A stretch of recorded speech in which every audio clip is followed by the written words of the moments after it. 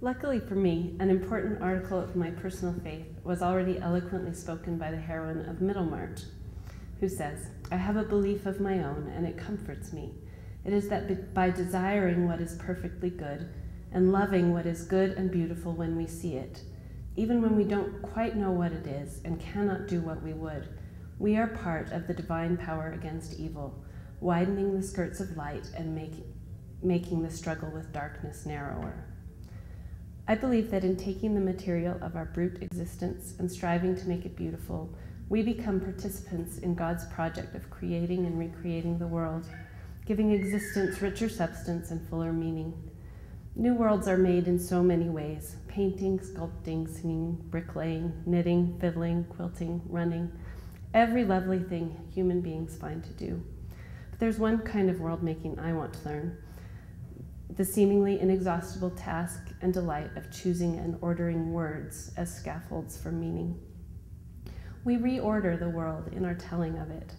I believe that we in fact recreate the world each time we speak. Every word destroys the world that existed before it was spoken, and all the worlds that might have been if we had chosen another word or silence.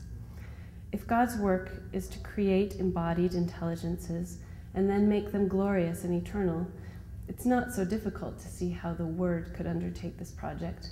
Thoughts, feelings, the stuff of souls can be caught in fleeting perfect moments in words, and thus captured, persist long after the mind has changed or the body has died.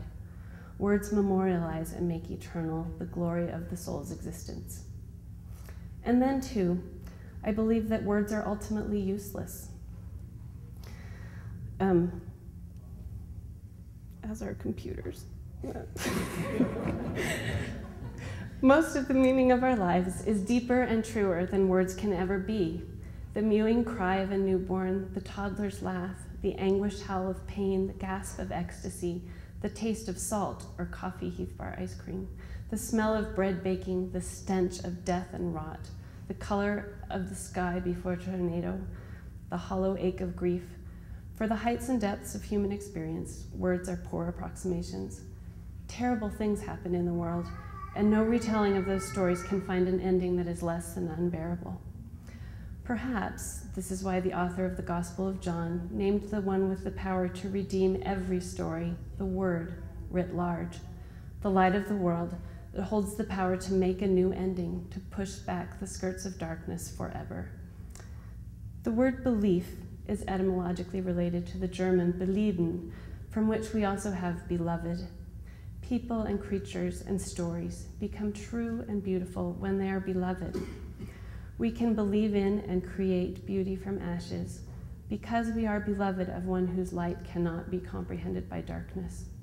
Or, in the words of E. E. Cummings, who, for all his exuberant sappiness, knew how to make worlds from scraps of language, love is the every only God who spoke this earth so glad and big, even a thing all small and sad, man, may his mighty briefness dig, for love beginning means return.